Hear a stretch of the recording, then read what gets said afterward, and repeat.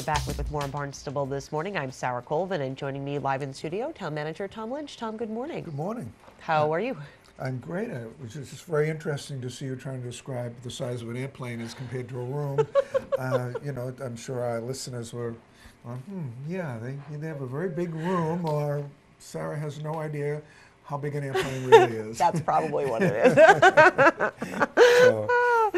But that's at the community college, and they've got that whole program that they're going to do for the airplane mechanics. I think it's really going to be a nice addition to job opportunities for people. Absolutely, absolutely, really exciting for them to do that. So, no secret that we are really forward-thinking when it comes to our renewable energy here in Barnstable, and receiving some pretty big recognition for that. Well, it was really nice to get the morning mail and look at this publication that came through the Department of Energy in conjunction with the ICMA, which is our trade organization, and they cited 27 case studies of communities around the country, and Barnstable was right up there at number 3. And in terms of utilizing solar energy as a renewable energy source, and they cited Barnstable. They went through some of our attributes in terms of the size of the town and whatever, but they said that Barnstable achieved the most total solar energy capacity and the 3rd highest solar PV installations of any municipality in the Commonwealth.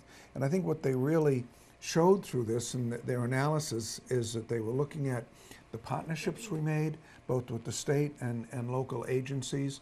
They were talking about CVAC and the Cape Light Compact that have worked with us to achieve this sort of capacity within our solar renewable energy. And they also went back and talked about town manager leadership in terms of talking about the commitment that John Klim, town manager from '99 to 2011, who was an early advocate of renewable energy, made, and began this whole process. And then they used a quote from me that we had submitted regarding reducing greenhouse emissions through energy efficiency and renewable energy as being central to the town's management and growth strategy. So it was very nice to see this. I'll be going through to see what other communities have been doing as to how they achieved recognition. But I think this shows that our community is forward-thinking, has been in the forefront of this, and I'm hopeful that as we look at this documentation, that when you have Richard Elrick in at the end of the week or the beginning of next week, he can go into greater detail with this and talk about the solar PVs that were put on rooftops and other places to achieve this national recognition. Without a doubt, but really, again, just showing our commitment really is making an impact and is being recognized on a national scale is pretty special. Well, I think we have a lot of areas that we've really tried to push forward and push the envelope on, and when you see a national organization or others recognizing that, it's always gratifying. Absolutely. So we are in the budget. Council made quick work of several areas last Thursday, and the debate will continue on the 16th. So tell me a little bit about where we are in terms of budget approval for the operating budget. I think, first of all, that we have tried to, in working with the council leadership, to clear the deck and make sure that we're dealing with the budget mainly when we started on June 2nd. We did have to do the water quality initiative that you talked about earlier in your newscast, $540,000, that an emergency funding that we put together to get the carbon filtration system that we need in at Mary Dunwell 3, so we can, which is kind of deja vu. This is the same thing we were doing last year with the plume and the contaminants that still seem to be coming from the Fire Training Academy. So we took immediate action on that. We had shut the well down to eliminate that threat, and did a lot of communication with the residents around to make sure that everybody knew how we were dealing with this and eliminating it, and how we would eliminate it in the future by putting in this system. So it's a correctable problem. We're taking the steps to do that. So that took a short period of time in the beginning. Councils asked questions about that, and then we were able to move very quickly into the budget. We, you know, it took us about 3.5 hours. So short work, as you say. They were able to get through 13 of 25 items. Great. And that had kind of been our goal from the, in terms of breaking it into 2 different nights. We will have left on the 16th to do schools, which is always, you know, 2/3 of the budget that we have to look at. We have DPW, and they have their general appropriation and plus each of their enterprise accounts. Sure. And then some stuff that, you know, well, certainly tourism and the libraries will be there to make a presentation. Then we have some areas like fixed costs, assessments that are made, debt service. We'll also cover some of the smaller budgetary items, but equally important through the Community Preservation Act. We'll set aside the 10% that needs to be set aside for each of the categories of housing and open space and historic preservation. And then we'll also deal with their debt service, because they carry debt that they fund through their appropriation. And we'll look at the Comcast licensing, which is important to this operation. Of course. Because those are the fees that fund our outreach, both at the schools and the media outreach here that we do on Barnstable This Morning and Barnstable Today. So I think that if we're able to keep the decks clear, while 13 items might not seem like a lot, at the same time we want to give a lot of time for councils to ask questions, and they brought up a lot of different issues, and I think that we addressed them well. I think one thing that I wanted to point out about the whole budgetary process is that each of the departments puts together, you know, a fairly elaborate, you know, presentation Yes. that they make. And part of that is because they are, it's their opportunity to say to the governing body, as well as the general public that's watching, here are some of our accomplishments through the year. Here's what we'd like to do in the coming year.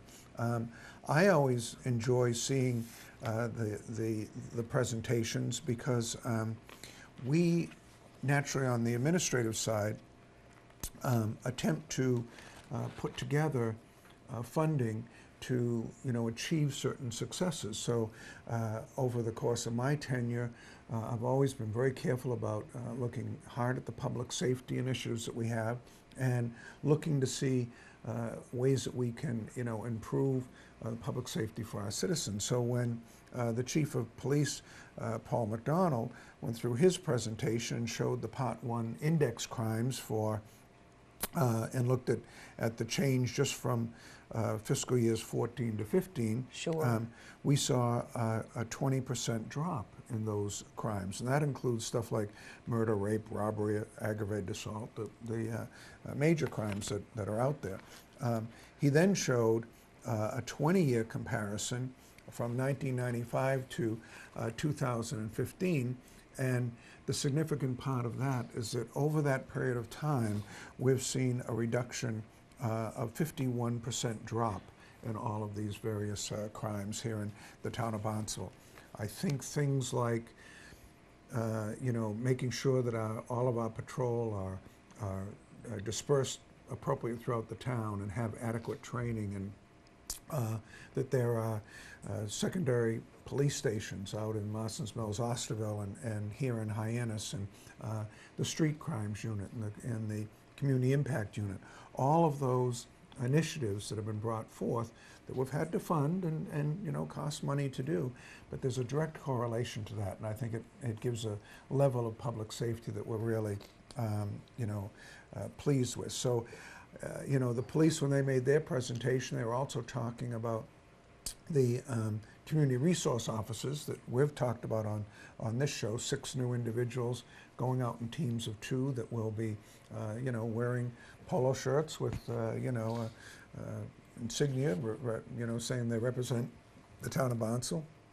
The chief did a good job of explaining these are not, you know, uniformed officers. They're just there to assist and be the eyes and ears and make sure that if there's a response time that's necessary, in the downtown area, it comes as quickly as possible. So councilors were, again, very generous and approved all of those items. Well, and I just have to say, a 50% drop in Part 1 crimes in 10 years is, I'd say, a significant achievement. So really speaks to the hard work the police department has been doing over the past decade. Quite remarkable. And I think, a lot of that is, comes from the individuals who, have been in the department a long time.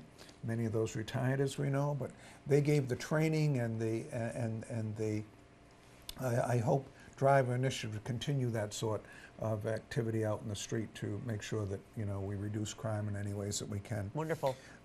Under the Community Services Department, again, they put together a brochure that talked an awful lot, or presentation talked a lot about all that they do, and they covered the Senior Services Department, where we had a rather large expenditure because of the adult supportive day programs that we talked about needing to keep running. The council's willing to fund that at a deficit.